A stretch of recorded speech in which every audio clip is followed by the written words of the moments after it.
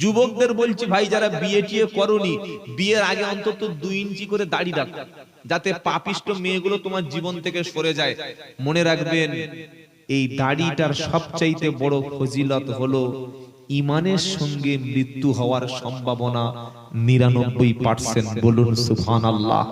আমি আব্দুল্লাহ জুবায়ের যেদিন কবরে চলে যাব, আপনারা যেদিন কবরে চলে যাবেন, কবরে বুকের উপর একটা করে আধার কার্ড দিয়ে দেওয়া হয়, তাই তো নাকি? প্যান কার্ড, কবরে Aadhaar card, ration card, PAN card থাকে না।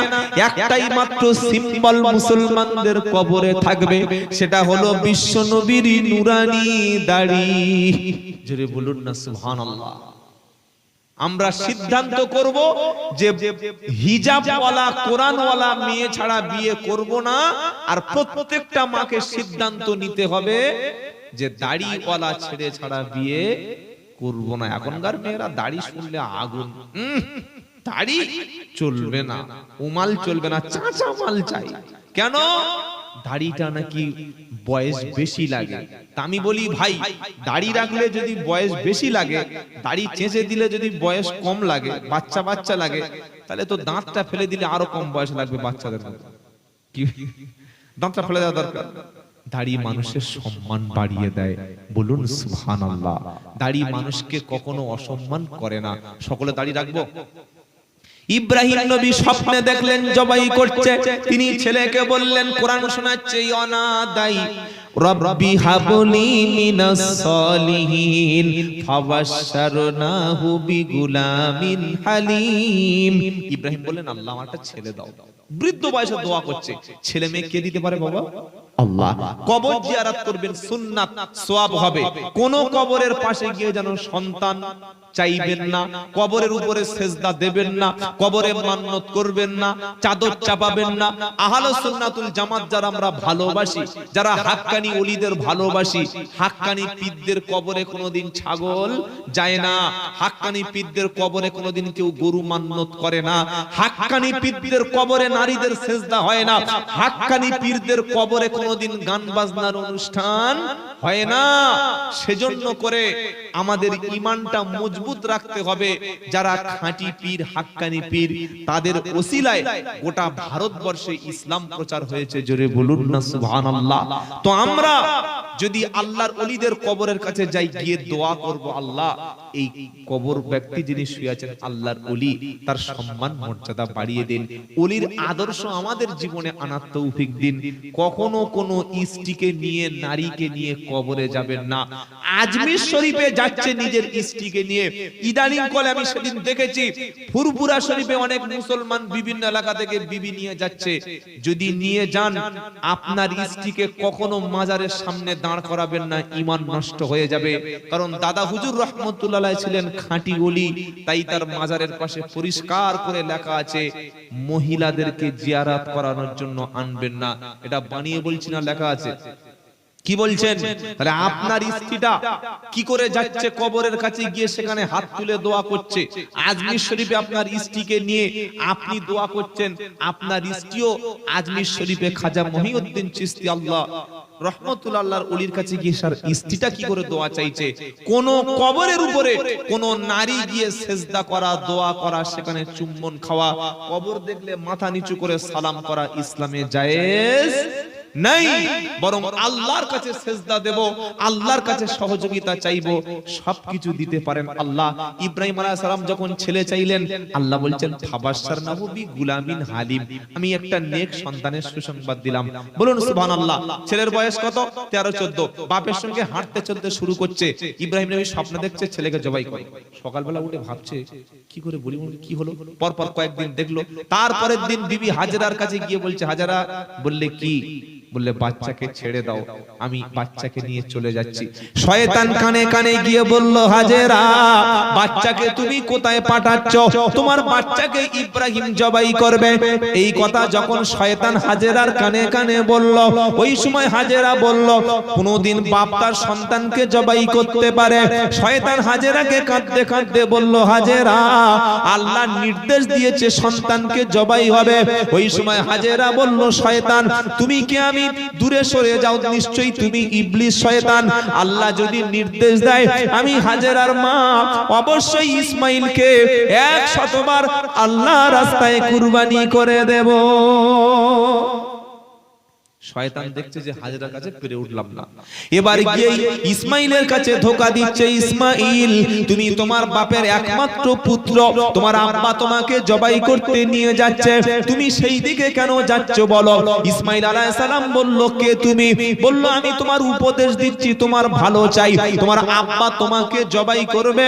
ইসমাইল আলাইহিস সালাম বলল শোন, পৃথিবীর কোন বাপ তার সন্তানকে কখনো জবাই করতে পারে না। শয়তান বলল আল্লাহ তোমার বাপকে স্বপ্নে দেখিয়েছে, নির্দেশ দিয়েছে তোমাকে জবাই করার, এটা আল্লাহর আদেশ। ইসমাইল আলাইহিস সালাম আল্লাহর আদেশের কথা শুনে বলল আমার আল্লাহ যদি আদেশ দেয়, আল্লাহ যদি নির্দেশ দেয়, আমি ইসমাইল অবশ্যই কুরবানি করে আমার আল্লাহকে রাজি করতে রাজি আছি। জোরে বলুন সুবহানাল্লাহ।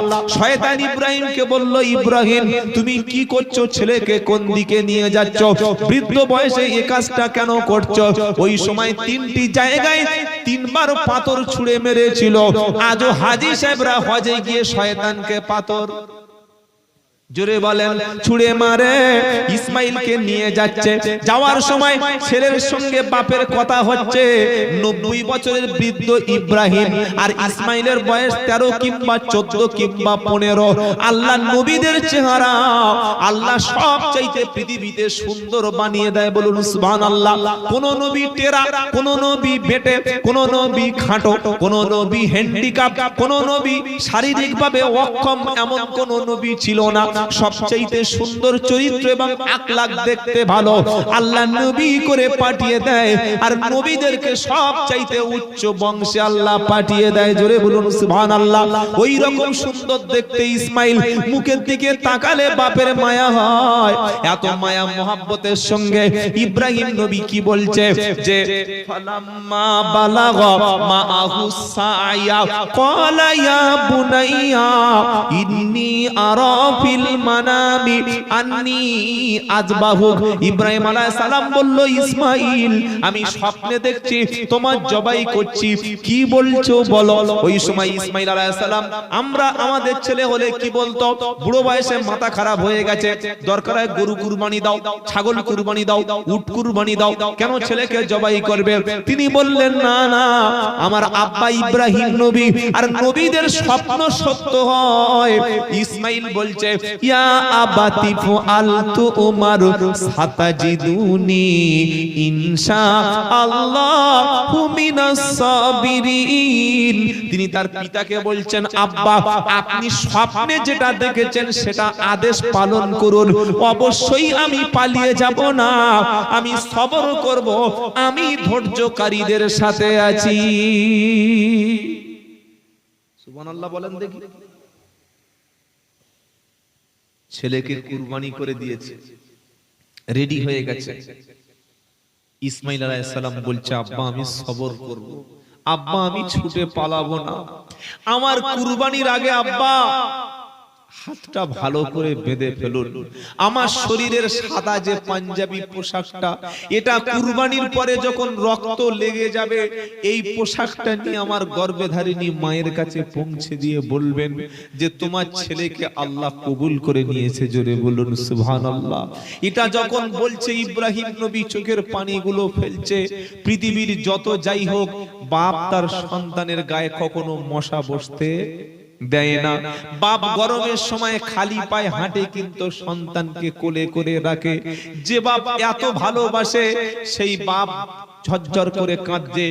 ইসমাইল বলছে আব্বা ছুরিটা খুব ভালো করে ধার দিয়ে নেবেন, যাতে জবাই করার সময় মোটে আপনার কষ্ট না হয়।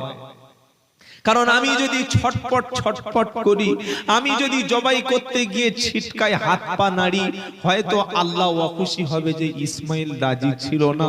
ছুরিটা ভালো করে ধার দিয়ে নাও। আব্বা আমি যখন জমিনে শুয়ে পড়ব আমি গলাটা মুখটা উপরের দিকে করব না, কারণ আমার চেহারার দিকে আপনার মুখ পড়লে আর আপনি জবাই করতে পারবেন না। বেটার গলায় কখনো বাপ ছুরি চালাতে পারবে না। আব্বা গো, যখন জবাই হবে কোন জায়গায় নিয়ে যাবে বলো? পাহাড়ের কোন পাদদেশে নিয়ে যাবে? আমার মুখটা নিচের দিকে করে দেবে আর ঘাড়ের দিক থেকে তুমি জবাই করবে। অন্তত আমার চেহারাটা দেখে যেন তোমার মনের মধ্যে কোনো মায়া না আসে। এটা যখন বলছে, ইব্রাহিম নবী কাঁদছে, ছুরিটা বার করেছে, শুইয়ে ফেলে দিয়েছে, হাত দুটো বেঁধে ফেলেছে। ওই সময় ইসমাইল আলাইহিস সালাম চুপচাপ হয়ে গেছে। আকাশের ফেরেশতারা বলছে, আল্লাহ, ইব্রাহিমের প্রতি কি কঠিন পরীক্ষা হচ্ছে আল্লাহ, কিছুই বুঝতে পাচ্ছি না। আল্লাহর পরীক্ষা অন্যরকম, আল্লাহর কৌশল, আল্লাহর খেলাটাও অন্যরকম। আল্লাহ জিবরাইলকে বলছে, জিবরাইল রে, আর সামান্য সময়টুকু ব্যয় করিস না। 40টা বছর ধরে যে দুব্বাটা জান্নাতে অপেক্ষা করছিল, ওটা ইসমাইলকে যখন ছুরি চালাবে কাটবে না, ওটাকে তুলে নিয়ে দুম্বাটা ফেলে দিবি। আর ইসমাইলের গলায় ছুরি টানলে কেটে যাবে। তাফসিরে মাযহারির মধ্যে আল্লামা সানাউল্লাহ হক পানিপতি রহমাতুল্লাহ আলাইহি লিখছে, তাফসিরে মাযহারি সূরা সাফফাতের তাফসীর, এই ইব্রাহিম আলাইহিস সালামের ঘটনা। যখন বিসমিল্লাহ আল্লাহু আকবার বলে ইব্রাহিম আলাইহিস সালাম ভেবেছে আমার নিজের ছেলেকে নিজে জবাই করে রক্ত বার হয়ে যাবে, আমি আল্লাহকে খুশি করার জন্য ছেলের রক্তটুকু আল্লাহকে দিতে পারবো। চোখে কাপড় বেঁধে ভালো করে বিসমিল্লাহ বলে ঈমানের শক্তিতে, মনের শক্তি নয় বরং ঈমানের শক্তিতে, বৃদ্ধ মানুষ যখন ছুরিটা গলায় টানছে, আল্লাহ পাকের ফেরেশতারা ইসমাইল আলাইহিস সালামের গলায় তামার, লোহার, পিতলের পাতের মতো গলাটা শক্ত করে দিয়েছে। ছুরি টানছে অথচ কাটছে না। জোরে বলুন সুবহানাল্লাহ। ইব্রাহিম আলাইহিস সালাম ভাবছে যে মনে হচ্ছে মায়া মোহাব্বত আমাকে পেয়ে বসেছে, আজকে যদি আমার ছেলেকে জবাই করতে না পারি, আমার আল্লাহকে আমি রাজি করতে পারবো না। আল্লাহ স্বপ্নে যেটা দেখিয়েছে আমি আল্লাহকে খুশি করতে পারবো না। আবার তিনি বিসমিল্লাহ বলে ছুরি টানছে, কাটছে না। বারবার যখন হচ্ছে না, আল্লাহ পাক শোনাচ্ছে, ফালাম্মা আসলামা ওয়াতাল্লাহু লিল জাবিন। বাপ বেটা দুজনে ছেলেকে যখন কাত করে শুইয়ে দিল, ছুরি যখন টানলো জবাই করছে, বারবার কাটছে না। উপর থেকে ইব্রাহিম আওয়াজ শুনতে পেল, ওয়ানা দাইনাহু আই ইয়া ইব্রাহিম। আমি ডাক দিয়ে বললাম, এ ইব্রাহিম, কদ সাদাকতার রুয়া, নিশ্চয়ই তুমি তোমার স্বপ্ন যেটা দেখেছো বাস্তবে রূপ দিয়েছো, বাস্তবে পরিণত করেছো। ইন্না কাযালিকা নাজজিল মুহসিনিন, আমি মুহসিনিন ব্যক্তিদেরকে এইভাবে আল্লাহ পুরস্কৃত করে থাকি। জোরে বলো সুবহানাল্লাহ। পিছন দিকে তাকিয়ে দেখে দুম্বা, তখন দুম্বাটা বলল আল্লাহু আকবার, আল্লাহু আকবার। ইসমাইল আলাইহিস সালাম বলল আল্লাহু আকবার, আল্লাহু আকবার। ফেরেশতারা বলল আল্লাহু আকবার, আল্লাহু আকবার। আর ইব্রাহিম নবী বলল আল্লাহু আকবার, আল্লাহু আকবার। দুম্বা যখন ফেলে দিল, বিসমিল্লাহ আল্লাহু আকবার বলে দুম্বাটা জবাই হয়ে গেল। আল্লাহ বলল, ইব্রাহিম ওয়াফাদাইনাহু বিদিবহিন আযীম, তোমার আমি আল্লাহ এই কুরবানির পশু দিয়ে, আমি আল্লাহ বিশাল বড় একটা পশু দিয়ে আমি আল্লাহ ওই পশু ইসমাইলের পরিবর্তে আমি কুরবানি কবুল করে নিলাম। আর আমি ইব্রাহিমের উম্মতের জন্য কিয়ামত পর্যন্ত কুরবানির সিলসিলা জারি রেখে দিলাম। এই বাবাজিরা, সোনার আল্লাহরা, শুধুমাত্র পশুর কুরবানি দিয়ে লাভ নাই যদি আমার চরিত্রের মধ্যে পশুর চরিত্র থাকে। গরুকে বেকার বেকার শুইয়ে লাভ কি আছে যদি আমি ওই গরুর মতো দাঁড়িয়ে পেচ্ছাপ করি? গরুকে জবাই করে রক্ত দেখিয়ে কি লাভ আছে যদি গরুর মতো আমি ওই রকম ফরজ গোসলটা না করি? গরুর মতো যদি বাপ মার সঙ্গে ভালো আচরণ না করি, শুধু গরু জবাই করে লোক খাইয়ে কোনো লাভ হবে না। কুরবানির সাথে সাথে আমরা সবচাইতে বড় কুরবানি দেব, সেটা হচ্ছে আমরা আল্লাহর জন্য নিজের মূল্যবান সময় থেকে দিনে 5 বার 5 ওয়াক্ত নামাজ পড়ব ইনশাআল্লাহ। ইনশাআল্লাহ বলে, কারণ নামাজ নাই যার কুরবানি কবুল হবে না। নামাজ যে পড়ে না তার কুরবানি নাই। যে নামাজ পড়ে সে ছাগল দিলেও আল্লাহ কবুল করবে, আর বেনামাজি যদি 500 উট কিনে দেয় ওটা কবুল হবে না। আল্লাহ আমাদের সবাইকে কুরবানির মধ্যে শরীক হয়ে যাওয়ার তৌফিক দান করুন, আমিন। একা না পারেন, একটা গরুতে কিংবা মহিষ কিংবা উটে 7টা পর্যন্ত ভাগ করা যায়। মনে থাকবে ইনশাআল্লাহ, এই মনে থাকবে ইনশাআল্লাহ। অনেকে কি করে, যার যিনি সম্পদের মালিক বা যে কুরবানি দাতা তার নিজের নামটা দেয় না, বলে আমার বাপ মরে গেছে, দাদা মরে গেছে, নানি মরে গেছে, শাশুড়ি ফুশাশুড়ি ভাড়াবাই মরে গেছে, আমার 6টা নাম হয়ে গেছে, আরেকটা নাম কার নাম? বলছে আমার ছেলের নাম। তোমার নাম? বলছে আমার নাম দেওয়ার দরকার নেই। আরে বাবা, তাহলে কুরবানি হলো আদা হলো কি করে?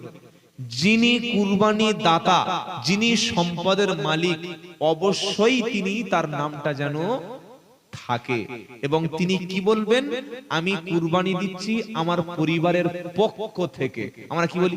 বাপের নামে, মায়ের নামে, শাশুড়ির নামে। নাম শুধু একজনের নামে হবে, সেটা কার নামে? আল্লাহর নামে। আল্লাহ ছাড়া অন্য কারোর নামে কুরবানি করা হারাম।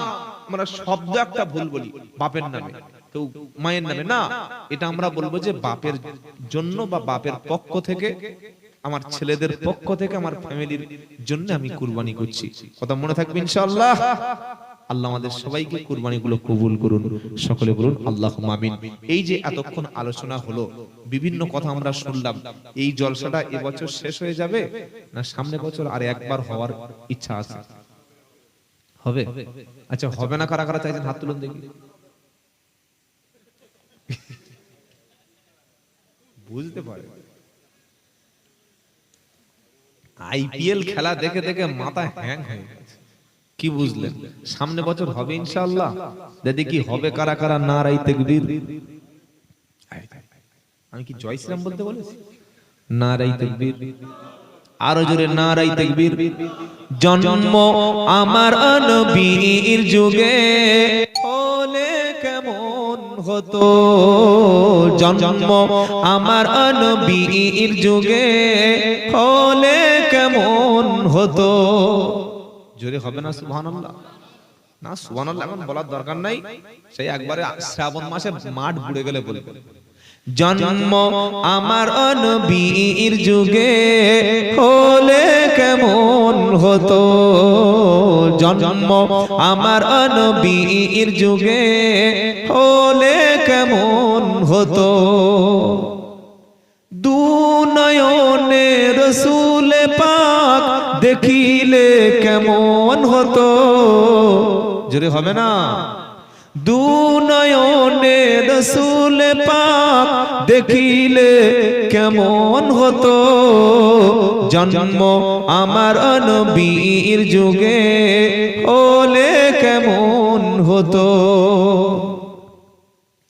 আসিত ভেসে হজরতে বেলালের মধুর আযান, আসিত ভেসে হজরতে বেলালের মধুর আযান, যে আজানে ছিল এমন প্রেম মুগ্ধ রহমান, দয়ার নবীজির পিছে নামাজ পড়লে কেমন হতো। জোরে হবে না? দয়ার নবীজির পিছে নামাজ পড়লে কেমন হতো। কবি কি সুন্দর করে বলছে, আসিত ভেসে হযরতে বেলালের মধুর আযান, আসিত ভেসে হযরতে বেলালের মধুর আযান। মদিনার মসজিদে কে আযান দিতেন? শুধু বেলাল। বেলাল এমন করে বলছে যেন ওনার কোনো খালাতো ভাই নাই। নাউযুবিল্লাহ। হযরত বেলাল রাদিয়াল্লাহু আনহু এত কষ্ট করেছে ইসলামের জন্য, মার খেয়েছে। আপনি কবার মার খেয়েছেন ইসলামের জন্য? কি বলছেন? তো এই বেলাল রাদিয়াল্লাহু তাআলা আনহুর আযানটা আল্লাহর আরশে পৌঁছে যেত। বলুন সুবহানাল্লাহ। মসজিদে একটা ভালো মুয়াজ্জিন রাখবেন, যে আছে তাড়াবেন না, ট্রেনিং দেবেন। অধিকাংশ মসজিদে, আমি সব জায়গায় বক্তব্যটা করি, অধিকাংশ মসজিদে ভুল আযান হয়, ভুল আযান। আল্লাহু আকবার,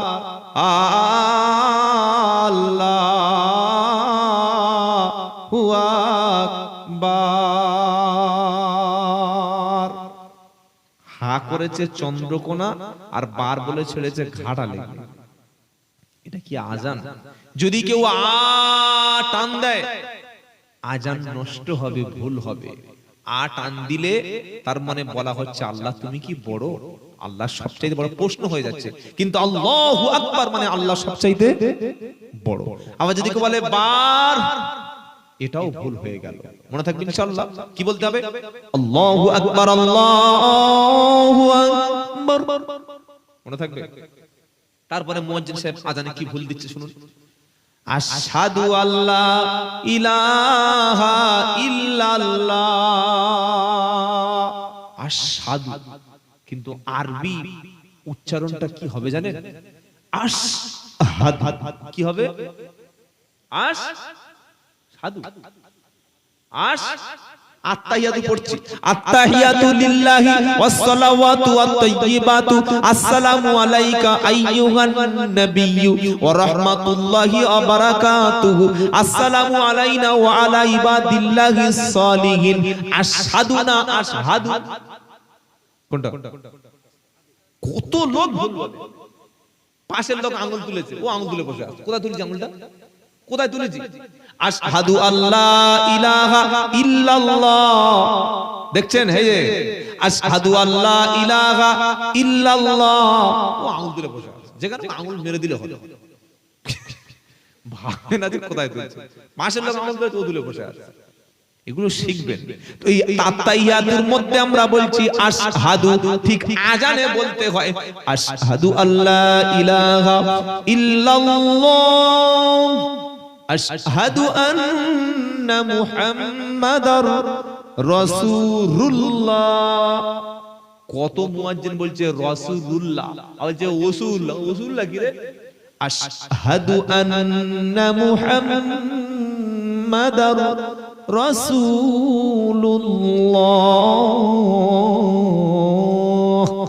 আযান ভালো করে দিলে অমুসলিম পর্যন্ত শুনবে। কি বলছেন আপনারা? আর আমাদের যে আযান হচ্ছে কুকুর ডেকে আর কুকুর ডাক বন্ধ করে। তারপরে কি ভুল বলছে? হাইয়া আলাস সালাহ। আরবি তাল, বাংলা তালবেশ, দন্তেশ, মধ্যাংশ তিনটে আছে না নাই? যদি বলি শালা, তালবেশ এক আল্লাহ একা, শালা থেকে পাঠ শালা হয়, হয় না? হয়।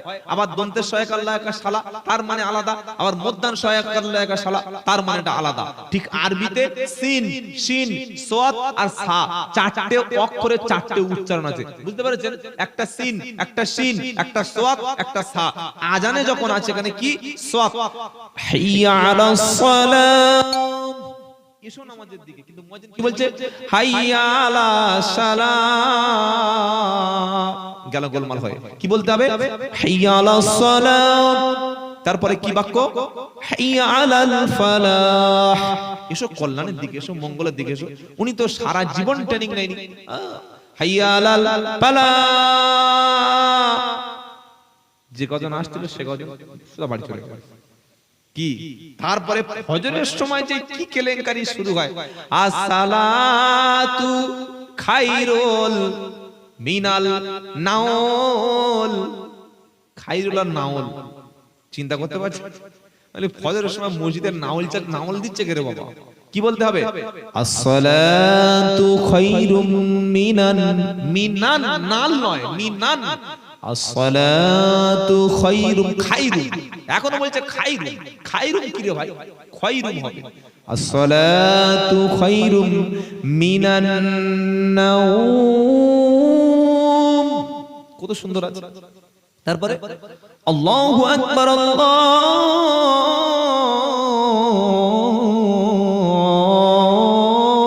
আকবার, লা ইলাহা, তারপরে কি? ইল্লাল লা, ওই তো ভুল হয়ে গেল। কলেমা পড়ছে লা ইলাহা ইল্লাল্লাহ, ইল্লাল্লাহ, লা ইলাহা ইল্লাল্লাহ, লা ইলাহা ইল্লাল্লাহ। এত পেটা ফেরেশতারা পিটবে সাপ পেটা করে। লা ইলাহা ইল্লাল্লাহ ছাবলামি হচ্ছে। লা ইলাহা ইল্লাল্লাহ, বক্তা কি করছে? লা ইলাহা চামাচ্ছে, আর ওদিকে শ্রোতা কি বলছে? ইল্লাল্লাহ। বক্তা বলছে আল্লাহ নাই, শ্রোতা বলছে হ্যাঁ আছে। গ্যারেজে গেলে কি পেটা পিটে বুঝতে পারবেন। কি বলছেন বলুন? কি হবে? লা ইলাহা ইল্লাল্লাহ, মনে থাকবে। আযানের শেষে কি বলতে হবে? লা ইলাহা ইল্লাল্লাহ। এটা তো আমাদের ভাঁচরা কণ্ঠ। তাহলে হযরত বিলালের আযানটা কি রকম ছিল? জোরে বলুন সুবহানাল্লাহ। আসিত ভেসে হযরতে বেলালের মধুর আযান, যে আযানে ছিল এমন প্রেম মুগ্ধ রহমান। জোরে হবে না? দয়ার নবীজির পিছে নামাজ পড়লে কেমন হতো, দয়ার নবীজির পিছে নামাজ পড়লে কেমন হতো। জন্ম আমার নবীর যুগে হলে কেমন হতো। দুনয়নে রাসূল পাক দেখিলে কেমন হতো। জন্ম আমার নবীর যুগে হলে কেমন হতো। জোরে হবে না? শেষ অংশে কবি কি বলছে? দিনই কত আলোচনায় থাকতাম আমি অধম। নবী বসে বসে কোরআন শিক্ষা দিতেন আর সাহাবারা পাশে পাশে আলোচনা করতেন। সুবহানাল্লাহ বলুন। দিনই কত আলোচনায় থাকতাম আমি অধম, সামনে রাসূল পাক হতো পাশে সাহাবীগণ। জোরে হবে না? দিনই কত আলোচনায় থাকতাম আমি অধম, সামনে রাসূল পাক হতো পাশে সাহাবীগণ। আবু বকর ওমর উসমান আলী সঙ্গী কেমন হতো। জন্ম আমার নবীর যুগে হলে কেমন হতো। লা ইলাহা ইল্লাল্লাহ, মহব্বতে লা ইলাহা ইল্লাল্লাহ, লা ইলাহা ইল্লাল্লাহ মুহাম্মাদুর রাসূলুল্লাহ সাল্লাল্লাহু আলাইহি ওয়াসাল্লাম। আর বক্তব্য নয়, দু একটা কথা বলবো।